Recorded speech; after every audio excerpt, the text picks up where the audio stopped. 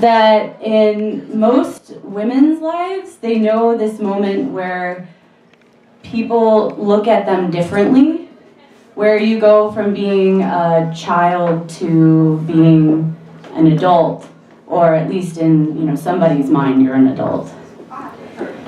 And I remember this moment really clearly because I was on a church youth group outreach in Cleveland, Ohio. And we went down to the soup kitchen, and we did a lot of volunteering, and we did work in the garden, and we served soup. I assume, I don't remember that part.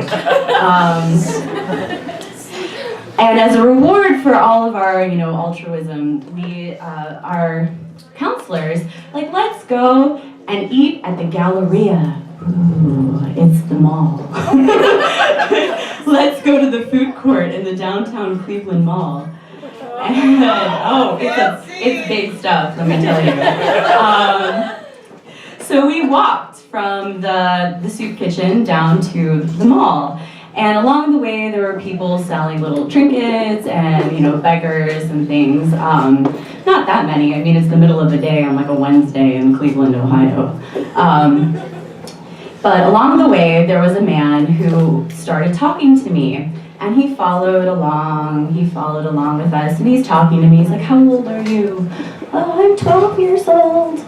I go to school. I'm in 7th grade. Oh, what do you do? What do you like to do?" "I like to sing, and I like to read, and I like to hang out with my friends." Standard stuff. And he's like, "Oh, how old do you think I am?" "I have no idea." "I'm 69 years old. You know what that means, right?" "Not a clue. I have no idea what that means." "It means you're old."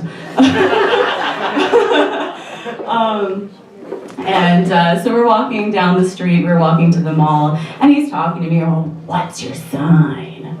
I'm an Aquarius, I think, according to Teen People magazine. But I'm right on the cusp, I have lots of changes, lots of differences. So we walk, and we finally get to the mall, and he's like, "Okay, well, I just want to tell you that you are a pretty woman." Thank you. It's really nice to hear. Thanks. I've never been told that before because I'm 12. And I go on my merry way, and we go and I, go to, whatever the Chinese food place is in the mall. And I sit down with my friends, and we're talking about whatever 12-year-olds talk about at the time. And all of a sudden, I feel this hand on my shoulder.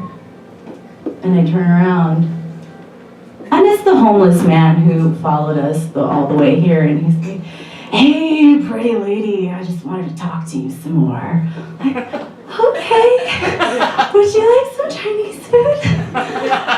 "Oh no, I just wanted to talk to you." "Scoot over. Hey, run, scoot over." Okay. So this guy sits down next to me, and I'm with I don't know where the hell our counselors are at this point. I really don't know, because it's me and another 12-year-old girl and two 11-year-old boys who were like, "Hey man, leave the lady alone." Just like, I'm just talking to her, man. I can talk to her if I want to. It's a free country, man. It's a free country. So he sits down next to me, and he's talking to me, and I don't even know what he's talking because I'm shaking so hard. I've never been followed in my life, and this is the middle of the daytime. This is 2 p.m. on a Thursday or a Wednesday afternoon. And finally, one of these guys is like, "No, listen, man, you need to leave," in his 11-year-old voice. That hasn't changed. It's like, "Listen, man, you need to leave right now, or my, 5 feet tall person's gonna kick your ass." And he's like, "Well, I'm not gonna leave. I have a secret to tell her, and she has to give me something." "Okay." He's like, "First, I have to tell you my secret." "Okay, what's your secret?" "When I saw you, I came in my pants." You what? When I saw you, pretty girl, I came in my pants. Now you have to give me a kiss or I'm never gonna leave. Oh, okay. On the cheek, guys, on the cheek. And then he finally went away, and I'm sitting there shaking. I can't hold a chopstick. I couldn't even use chopsticks then, let's be honest. But I couldn't hold anything, and I'm sitting there, and I'm just sitting there, and I don't know what to do. I've never had this experience in my life, and I'm like, let's go somewhere else. And I'll never forget the feeling of going up to the top floor and hiding among the racks of clothes, you know, like in between the clothes. Like there's those circular racks, you know, when you're in the department store and you're around here, and I like was hiding in between them so that no one could find me. And meanwhile, my friends are like looking down. Oh yeah, he's still there, he's wandering. He's looking up, he's looking down, he's looking for you. And I just stayed in that store for probably about an hour until we walked back to our church van and went home.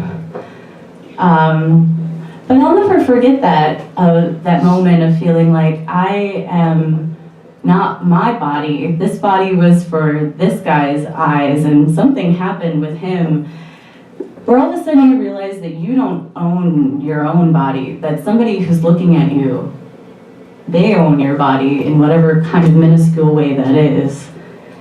And at 12 years old, that's a weird thing to think about, because you're going from being like someone who's insecure enough, you know, let's all admit that 11 to 14 are like the worst years of your life.